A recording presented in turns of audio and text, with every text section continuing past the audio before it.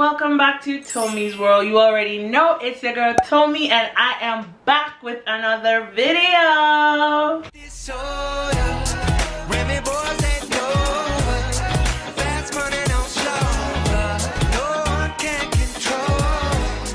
So in today's video, I just wanted to talk to you guys about the top 3 things that no one tells you about moving to Japan, or probably people did tell you but you weren't really dwelling on that. You're just in the excited phase. This is something that you want to do and you're just gonna get into it, but I just wanted to give you some real life hands-on experience as someone who has been living in Japan for 2 years. So let's get into it. The first thing I'm going to tackle is loneliness / depression. I don't really like to use the word depression so loosely because a lot of people just like to say, oh, I'm depressed, not really knowing what depression really encompasses because it's such a deep and serious thing. Depression is such a big mental illness, but I'm going to say loneliness, borderline depression, just to kind of cover my bases here. So when I'm talking about loneliness and borderline depression, it's mainly because you're moving to a whole other country and most times you won't get placed next to your friends. I came over with about 39 Jamaican jets in 2018, which is when I came over here, and literally no one was placed in my prefecture. But there was this other girl who I met in a group on Facebook called 2018 Jet Applicants, and she got placed in my prefecture, but she was literally on the opposite side, which is like 2 hours away from where I live. So in my vicinity, in my day-to-day life, I literally had no real connections. There were other jets who were living in my area, but I really had a very hard time trying to cement some friendships. And of course, other than just the jets who were living in my area, there were other Japanese people. But as I've told you before, it's so hard making friends when you don't speak the language, and not just on an understanding basis, but enough to express yourself, tell jokes, laugh, and understand stuff. It's so much harder to meet Japanese friends if you can't do that. And then the jets who were living in my area, not saying we weren't friends, but I don't feel like we made like really deep connections. Someone who I'd call and be like, hey, let me tell you about this thing that happened at school. And then when I wanted to call my friends and family back home because of the time difference, because I think it's 14 hours of time difference between Japan and Jamaica. So whenever I wanted to call my friends, I would always check the time and it would be super late, and I would feel super bad to like call my friends at that time. And of course, most of them would be sleeping anyway, so it's not like I could call and have a real deep conversation. And I would try to call my friends when they are awake and up, but then it would be an inconvenience for me because it would be late. What I'm trying to say, guys, is that when you come to Japan, this wave of loneliness is really gonna like take over. And I consider myself an extroverted introvert, so I really like having my space at times, but it gets real, especially in the winter time. I don't know what it is, but I've heard that it's called seasonal depression.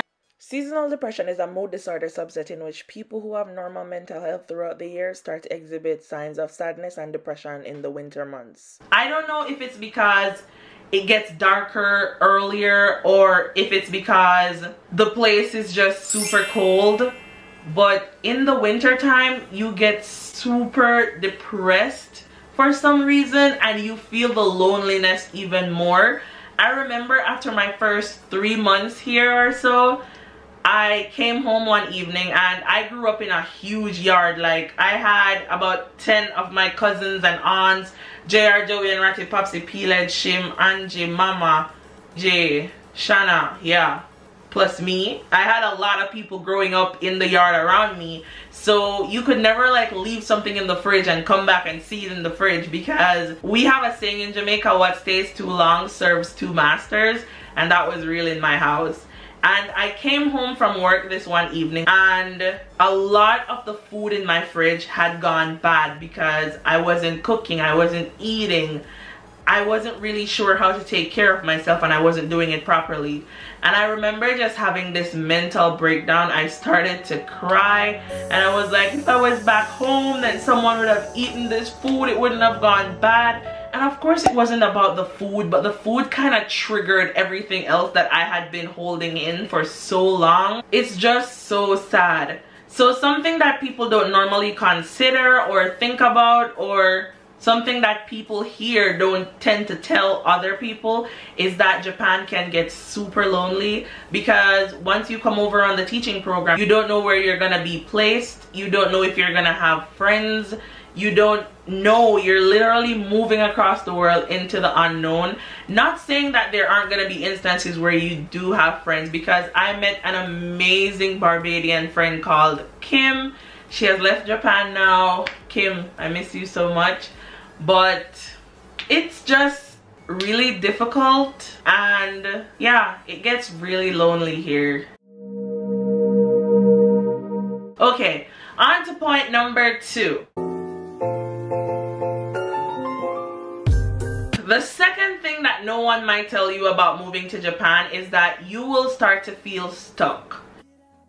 JET, Interact, Nova, any other teaching program that you come on here in Japan, I don't think any of them are a career path. It's more of just a job that you do. There's no real advancement in the system, so you will always be an assistant language teacher, especially on JET. And I don't know if it bothers anyone else, but sometimes once you're looking at all your friends and they're getting promotions, they're having babies, they're getting engaged, they're getting married, and you're just here doing this same job every day, you start to feel stuck. Like, what else is there to life? What more should I be doing? I know people who have come over here and they have done their masters, they have learned many skills and things like that, but I don't know, for me, at some point in this whole process, you just begin to feel stuck. Sometimes I'm thinking maybe I should go and get my driver's license, but in Japan it's $3,000 to learn to drive, and I don't know if I want to pay that, you know what I mean, just to learn to drive, because in Jamaica it would be so much cheaper. In your job, you're also stuck, because for the 3 years or 5 years or 10 years that you are teaching English in Japan, that is your job description. There's no moving up the ladder. So you start to believe that there's really nothing more to life. And then the dating pool here is just so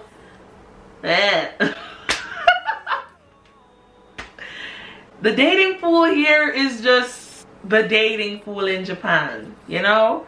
So some people get lucky, they find the love of their lives here, but I don't think there are enough open-minded men here for that to happen for all of us. So your professional life, you're feeling stuck.